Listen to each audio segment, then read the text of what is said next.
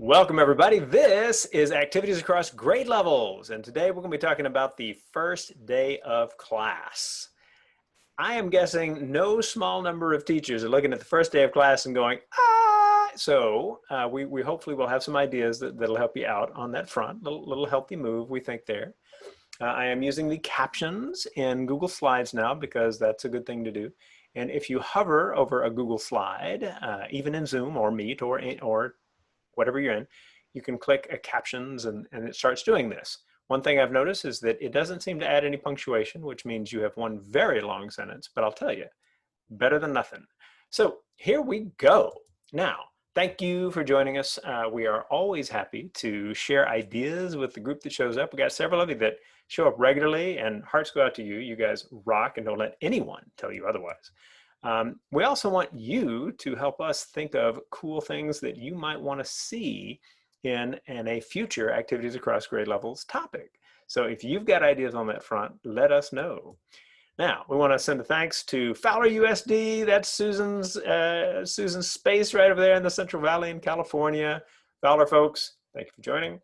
All right, and then also the Krause Center for Innovation, Merit 20. All of you guys, thank you for taking this in and getting your PD points as part of this and such. So a thanks goes out to Richard. Richard and I do the two EdTech guys, take questions and share cool stuff. Matter of fact, boom, that was our first slide just earlier today, and I'm very proud of that. That's like one of the best opening slides. Anyway, so we do this stuff about the same time. So if you are thinking next week's like, ooh, I'm joining this activities, but I'd like to catch that one as well, please do. You can sign up for them at the webinars page at Next Vista, which will get links in for you for that. Tomorrow, a special little webinar about Zoom's breakout rooms. Why am I doing a special webinar specifically about Zoom's breakout rooms? Don't worry, Joanne, they'll hit the chat, I promise. The reason is because the breakout rooms are a really big whopping deal when you think about what does it mean to engage learners in online learning, this kind of thing. Please join in. Feel free to share the recording once you get that, because we always send out the recordings on that front. So all good there. And so real quick, let me stick that link in our chat, because we got a team here that's like, let us know. All right, so we are very happy to have you, and it's time for you to meet us. Susan, welcome. Hi there, friends. My name is Susan Stewart. I'm an instructional technology teacher on special assignment. I'm a tech coach from Central California. Before being a tech coach, I was a kindergarten and second grade teacher for 14 years. I'm a mom of 3 and excited to start the year. This year I'm taking on a new role. I'm going to be supporting our new virtual learning academy, helping out those teachers who will be teaching in a fully online environment. Right, and if we get some time at the end, we'll talk a little bit more about that.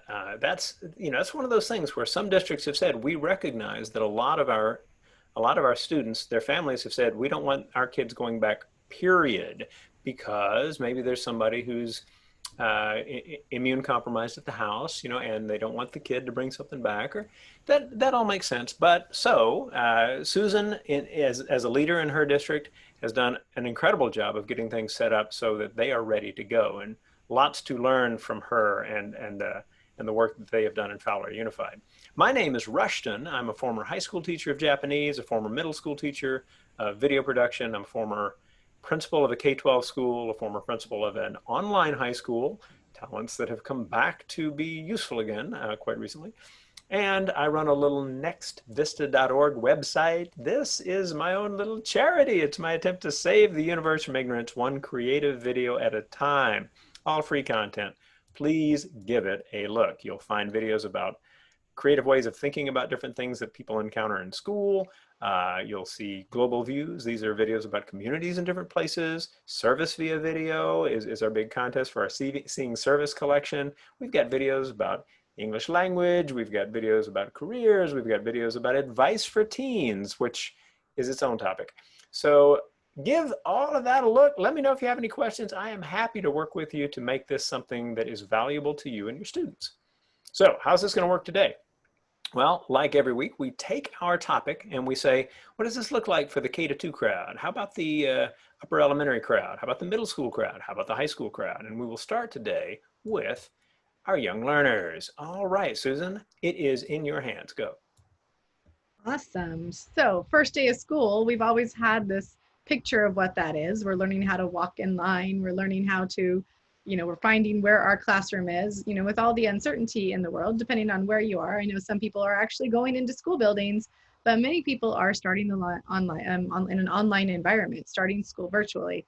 So if you are starting the year virtually, make sure your parents know how they're going to find you. Usually we start school by walking into a building. So I know a lot of people are using different apps, different websites, different newsletters. We don't have to wait to the first day of school to start communicating with our families. Let them know where will they meet you. So, some app-based tools that I'm, big fan of. A lot of times with the elementary learners, the Class Dojo, maybe your district uses Remind or some kind of system. We just adopted one called Parent Square, but there are many tools like that that are designed specifically for parent-teacher communication. Take advantage of them. Find all the buttons within those tools that do so much more than just send text messages. Really rely on your digital tools to connect those families to the information they need. Like families are also saying, how do I get to school if I'm not driving up to a school building? Also, just make sure that you have some tutorials and programs for starting the year. What tools? Is it Zoom? Is it Google Classroom? How will they be accessing that information? Some of my teachers right now, I know they're in this mode where they want to make sure that they teach them everything on the first day. And I've said, slow down. Let's really focus on just getting connected, because if we try to teach them all in the beginning, we're going to get overwhelmed. They're going to get overwhelmed. And so just really making sure, how do I connect? How do we get to the same place? And let's continue building from there. But make sure they have some kind of tutorial. Is that a quick screencast of you walking through the steps? Is that an online resource provided on that website or anything like that? Make sure they know, how do they get there? What buttons do they push? Keep it basic though. Of course, any kind of about the teacher video or page, using those digital tools, send a quick little hello video, introduce yourself and become a human to them, right? So it's not just a voice in the head. Sometimes if you're just one time the first day, here we are, let them get to know you through any kind of little video messages you can set ahead of time as well. And then of course, having the students complete an About Me activity. I love Seesaw. If you've been around here at least once or twice, I talk about Seesaw often. As I went through the activity library today, I'm amazed by the amount of creativity and originality so many teachers have in the activities they share. So Seesaw does have an activity library. I went on into that activity library and searched About Me. 55 different activities come up. I searched first day of school, 220 activities came up. So teachers are creating and sharing. So either you can design your own, but know that there are teachers already creating those activities that you can use on that very first day of school. Another thing that on the next page, one of my teachers has created this Google slide set, and each of these are almost like their own little app. They link to a tutorial on one of those. So when the kids are getting started, each one of those in the live version will actually take them to a quick little 15-second animation that shows the students where to find these resources. So she has created this back to school boot camp of sorts, and she's allowing them to just get familiar with, where do I find Google Classroom? Where do I find Meet? And so it's been a nice way for the parents to get a little head start on them. But just knowing first day, what do we need? We need Classroom, we need Meet. Same thing with your learners. Maybe it's Zoom. What are those things we need to get started, and we can build from there. So awesome.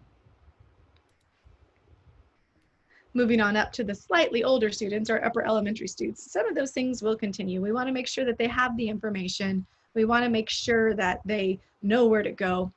One thing that we've come across, some of my teachers have got this realization. For so long in something like Google Classroom, how do we connect our kids? First day of school, we say, everyone go to classroom.google.com. I'm going to put a code on the board.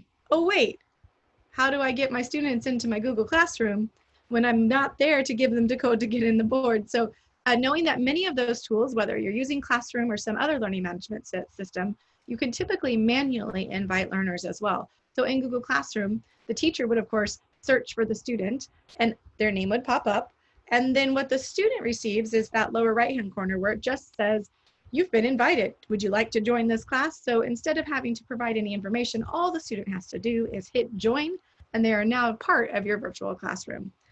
Some other ideas for those older kids, maybe have them start brainstorming and creating goals for themselves to start the year. What are some things they want to do? Start really fostering and encouraging that self-direction and some of that ability to set goals and then try to strive to achieve them. So just helping kids from day one set some goals for themselves would be a great first day of school activity. And then of course, norms and routines for video classes.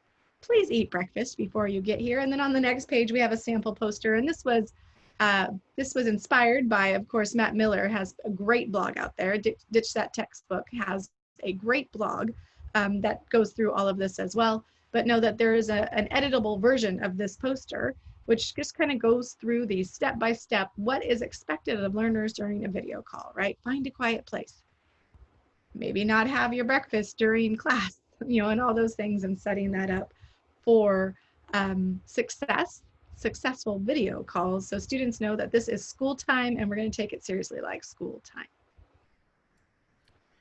Before we jump into the middle school group, I want to take a look over in classroom, because this is just a little one I set up here.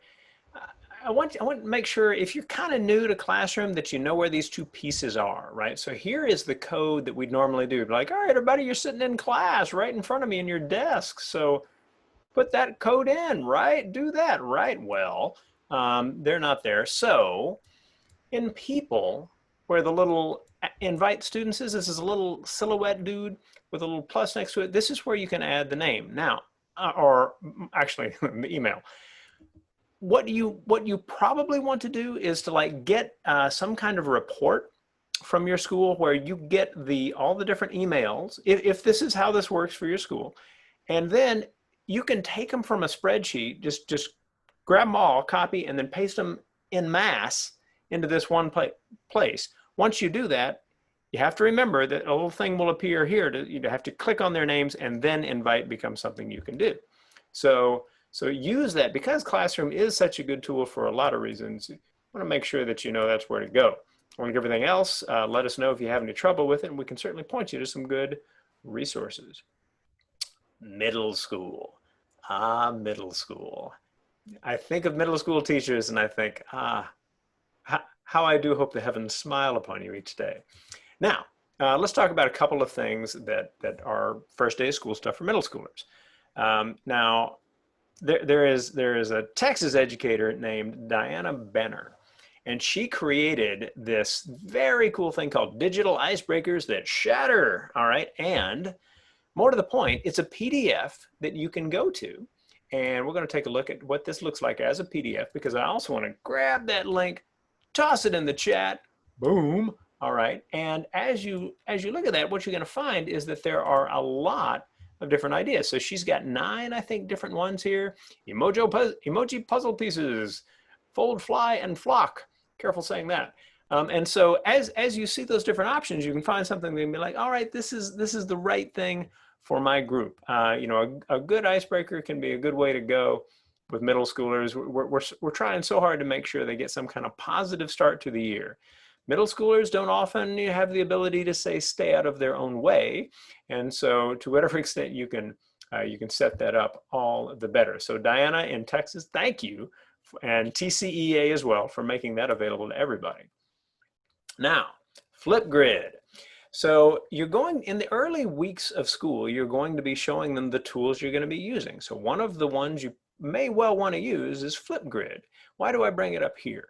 Because Flipgrid is an opportunity for people to stop and record themselves, right? So responding to some kind of prompt, you've set some kind of time limit to it. Time limits are a good thing. And give them something positive to kind of work with, right? So tell a little bit about one of your hobbies. Tell a little bit about a great moment of learning for you last year. What was a moment where in class you thought, cool? And it's about your learning as opposed to somebody setting something on fire, which they may think is cool, but hopefully not.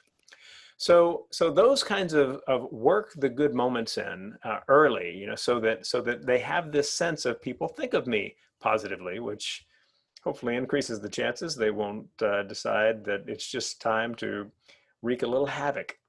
Not that that's just always the way it is in middle school, but you know. All right. Let's also talk a little bit about high school. And so with high schoolers, we can do matter of fact, almost everything we've talked about so far, right down to the kindergartners, I mean, can apply to what we think about when we're getting high schoolers on board as well. They seem to be, by and large, a little bit more self-aware than the middle schoolers. Tenuous proposition that. But let's look at a couple of things. So for example, there's a thing I like to call the 2-slide presentation. I'll bet you can guess the number of slides in that deck. And what it is it's an idea where on the first slide, like what you're looking at right here, this is just an image. And you get them to take it from a site from which things are legally available. There are some more issues, of course, with that.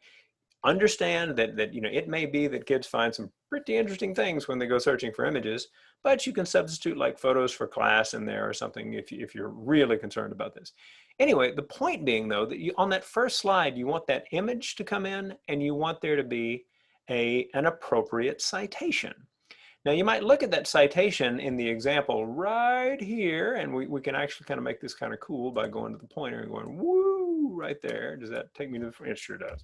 All right, what this is, all right, is a Creative Commons style citation.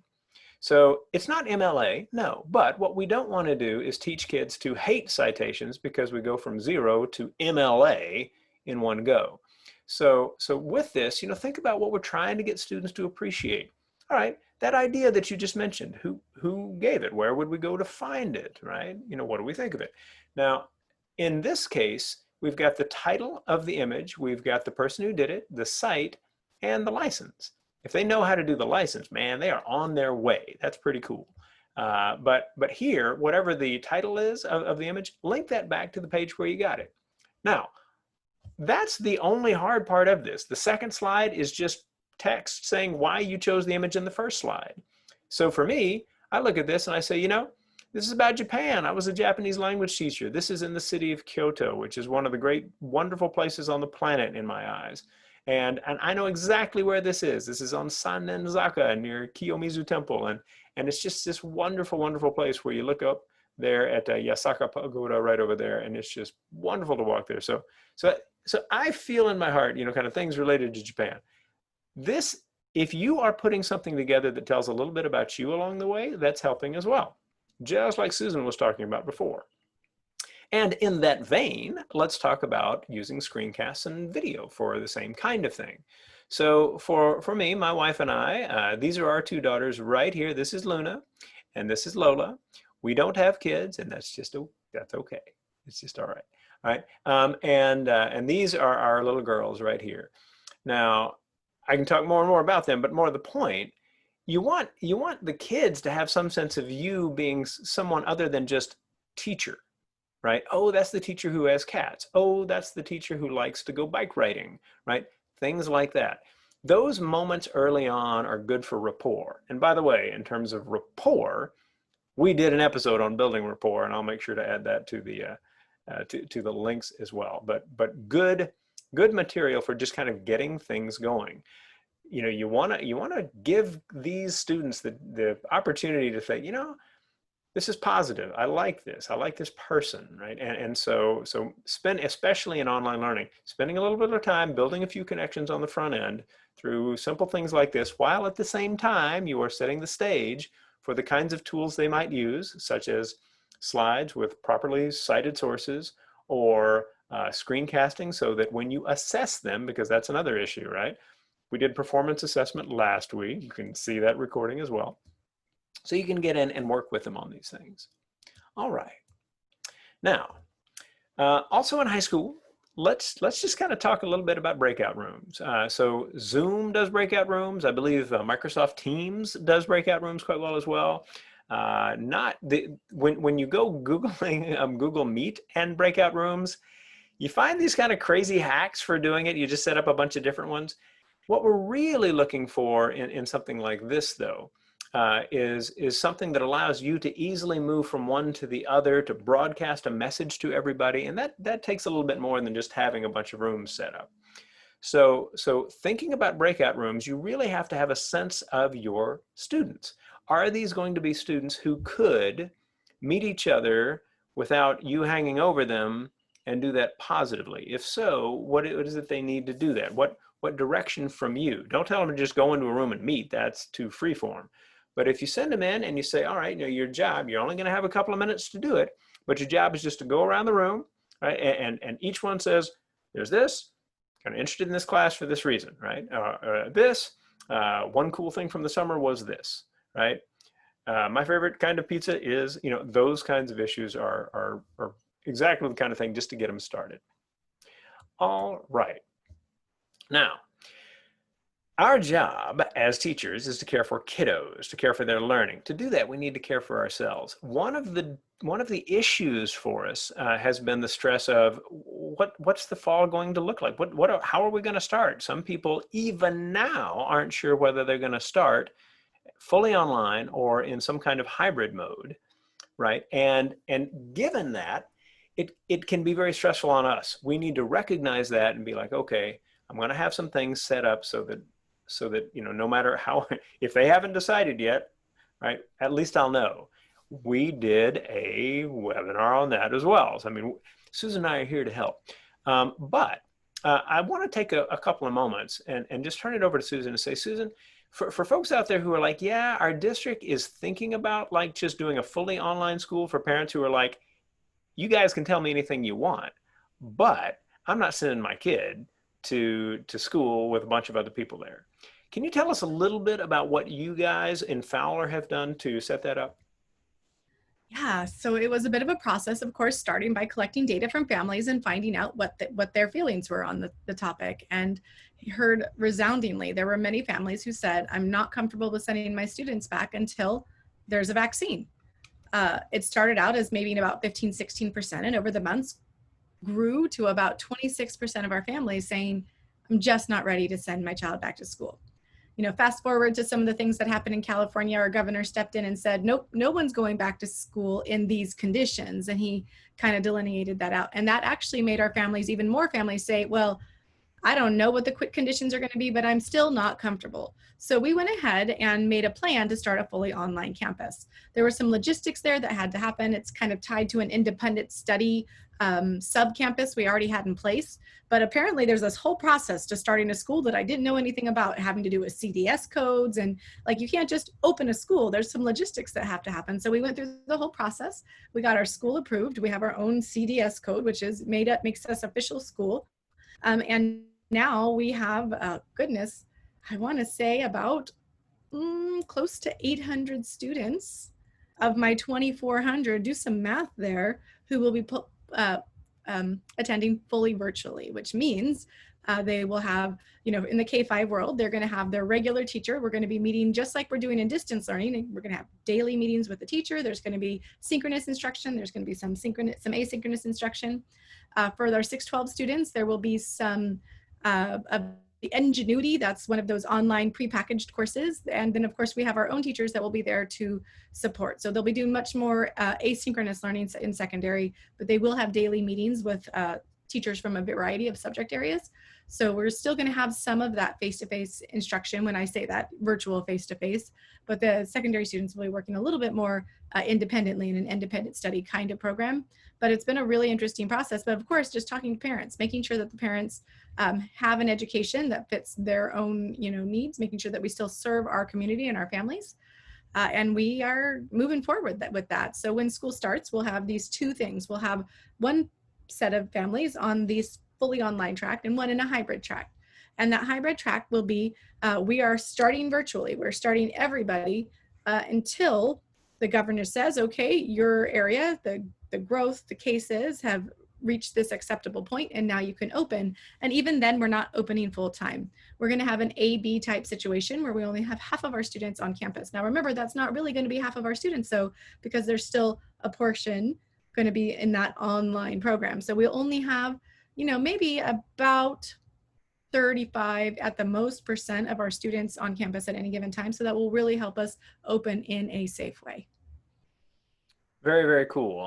And by the way, all of you who are participating in the recording, after we finish the recording, you may have lots of questions about what Susan's district is doing, feel free to ask them. That's one of the benefits of being part of the live thing, is that we can just kind of go on and on after the half-hour-ish recording that we always do.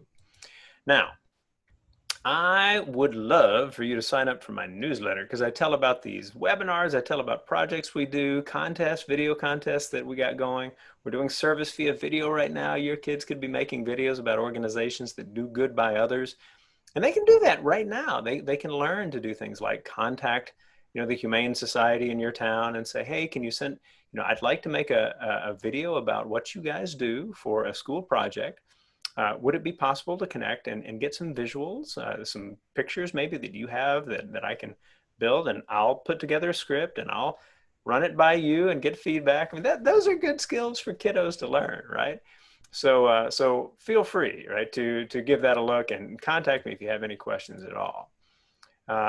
Furthermore, I do a blog. I am woefully late on getting a recent post up. Major apologies. But it'll happen sometime in the near future soon. Don't worry, Marie Louise, I will get that link in there, I promise. All right, I've written some books. So books about like how to get better as a teacher, like just very short chapters on how to think about different things. The idea is that, while you're eating lunch, you could just read one real quick, 2 to 3 pages, right? And say, okay, yeah, I'll try that out. So that's the idea. How to work with your colleagues to make your school the kind of place that's personally and professionally satisfying for everybody. And in December, technology, teamwork, and excellence, a way leaders can use technology to make their schools all the better. Now, if you have questions, feel free to stick around. We would love to talk to you, but we also need to wind things down. So Susan, how do people find you? Well, you can find me on the internet at Tech Coach Susan. You can find me on Twitter. That's where you'll find me. You can also find some great things shared under the hashtag K2Cantu. Because as a former kindergarten teacher, one thing I want to make sure that people know is that even our littlest learners can do a lot more than sometimes they get credit for. And speaking of K2Cantu, I do want to share one more thing, and that's this. Coming up next weekend, next Saturday and Sunday, we are having a K2Cantu Summit. 2 days of sessions specifically designed around the teachers of our littlest learners, talking about all of this technology integration, getting started with school, all of the things we've discussed. 2 days of sessions just for little learners. We have an amazing opening keynote by, of course, Coach Ben, who is a kindergarten teacher in California, doing amazing things with his just very unique population of learners and making sure that all students have access. He's reaching out and finding those parents and getting them connected in a fun that's engaging, or a way that's fun and engaging, and just making sure that the learning continues. But yep, K2Cantu, you can learn more and register at k2cantu.com. Share that, please. It's going to be a great experience. I believe it's $75 Canadian, or about 56 US. Is that right? Yep, about 56 US. Cool. For now, 2 days of sessions. Nice. Now there is a link in the chat that Peggy tossed in. Awesome. Thank you, Peggy. All right. So that's one way to get to that summit. And then I put in the Kinder Rockets site that Coach Ben does. If you've never been to kinderrockets.world, which is kindrockets.world, it's there in the chat. You got to go. You got to see Ben at work. This fellow is inspired by the heavens to do great things, for sure. My name is Rushton, and I am very happy that you decided to spend a little time talking with us, or at least like talking at us if we're saying things that made you actually talk at your screen. And that the ideas we've got are things that'll help you out. Our goal is for teachers to be as prepared as possible. And we've put together now, I think, 18 webinars on topics that hopefully will allow you to go, okay, good, I can do that. And if you're ever like, do you have any webinars on X or Y or Z? Just write, let me know. You can find me at nextvista.org/contact, or rh@nextvista.org, or on the Twitters at RushtonH, or whatever you like. But what we'll do is we'll finish things off with a recording and then switch to just talking as a group. So with that, all of you who are watching this as a recording, thank you so much for doing so. Scroll back up to the top of the page and find the link to where our next episode will be. And next week, our topic is fake news. Ooh. We will see you next week.